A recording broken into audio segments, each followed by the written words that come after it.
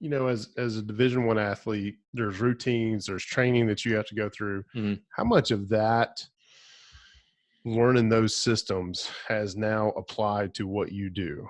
Mhm. Right. So I think of getting up early in the morning, going and doing mat drills and knowing where the nearest garbage can is and all this other stuff. Yeah. You kind of get in this routine and you walk in, like I can still hear the 70s pure funk that we listened to every day that we worked out. And it's just one of those things where you get into a routine, and now I'm on Imagine Dragons. It's no Mhm. longer 70s pure funk, but when I get in here and I start looking at deals or doing real estate stuff, Mhm. I've got Imagine Dragons in my ear because that just kind of gets me in a zone. Do you do that now yourself? Do you find that correlation from what you did as an athlete to now investing, or no? I struggle to answer that because I don't know anything else, Yeah. right? Yeah. It's not like my whole life I grew up and then became an athlete, Right.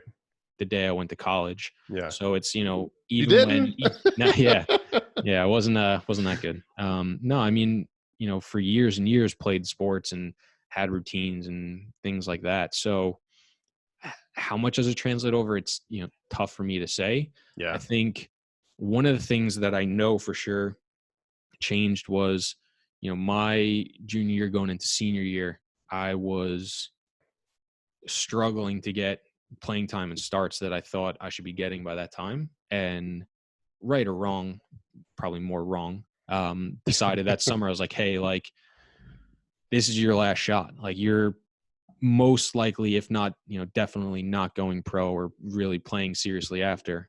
Like, if you look back in 5-10 years, if you don't give this summer your all, you're gonna look back and regret it. So it's like, okay, fuck it. Like, we're doing this. We rented a house for that year. So it started that summer. So me and 3 other buddies that were living in that house, barely drank that whole summer, ate super healthy, would cook every day, and would just train 2 or 3 times a day for the whole Yeah. summer. So 3 months, 2.5 months, whatever it was, 2 months, because we came in early for preseason.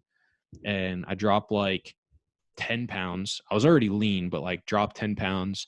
We had to run a 3 mile, knocked like 30 seconds off my 3 mile, came in one of the top for the beep test, and ended up, improving minutes and start time. And I think that was the first time I was like, okay, like, made a conscious effort to put in serious work, like serious work and dedication over a extended period of time. 2-3 months isn't that long in the grand scheme of things, but for up until that point, it was the hardest I'd worked for the longest I'd worked, and saw results from it.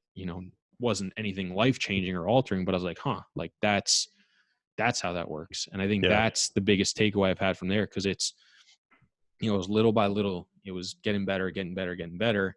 And then it was like, when I came in, everyone was like, holy fuck. Like, the biggest thing was the weight, because everyone was like, holy Yeah. fuck, bro. Like, what did you do? And I was like, I don't know. And that was like the biggest change. And then it was just other things like just, comfort in playing and stacking up against other people and, Yeah. all that stuff. And it was just like, it was very visceral. Like, it was just there. And that was proof of concept where, in the past, it was kind of just take things as they come. And if you're good enough, you're good enough. If you're not, you're not. And that, to me, has been the biggest translation over into, kind of my professional career, not for sports, Right. whatever, of just, setting goals, creating plans, and putting in the work to actually Yeah. get them, has, I think, definitely changed everything that I've accomplished up until this point. Yeah. No problem with lacing them up and getting dirty. Right. Yeah, So for sure.